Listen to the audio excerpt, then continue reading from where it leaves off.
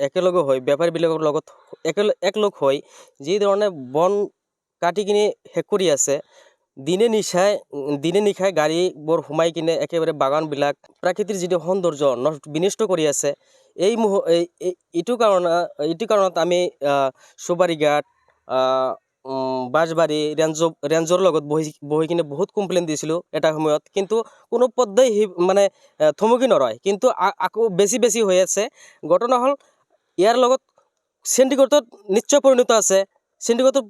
সিন্ডিকেটত পৰিণত নহ'লেতো এনেকৈ মানে গাছবিলাক মাটিতো ৰঙা মাটি ইমান ডাম্পাৰে যাই আছে, পাহাৰবিলাক ধ্বংস কৰি আছে, প্ৰাকৃতিক সৌন্দৰ্য বিনষ্ট কৰি আছে।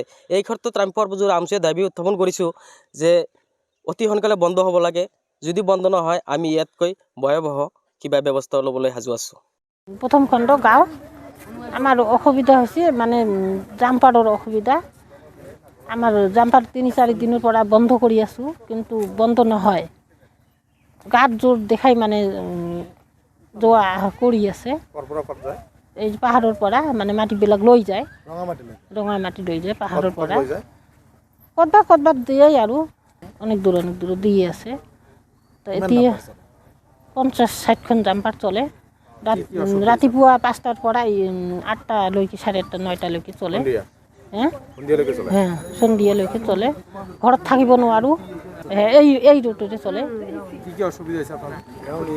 ঘৰত থাকিব নোৱাৰোঁ, ল'ৰা ছোৱালী স্কুলত যাব নোৱাৰে, ঘৰ ফাটি যাব লাগিছে। আমাক এতিয়া জাম্পাৰ বন্ধ কৰিব লাগে। ফৰেষ্টাৰৰ লগত যোগাযোগ কৰিছোঁ, কিন্তু ফৰেষ্টাৰ ইয়াত নাহে, ফোন কৰিলে ৰিচিভ নকৰে। এইখিনিয়ে আমাৰ এতিয়া মানে আমাক জাম্পাৰ বন্ধ কৰিব লাগে। ফৰেষ্টাৰ ইহঁতে মেনেজ কৰিছে, যিহঁত মাটি কাটি আছে যিসকলে অলপ কথা, আমাৰ লগত নহয় না। পৰ্বতজোৰাৰ যি ধৰণে মানে বন বিভাগ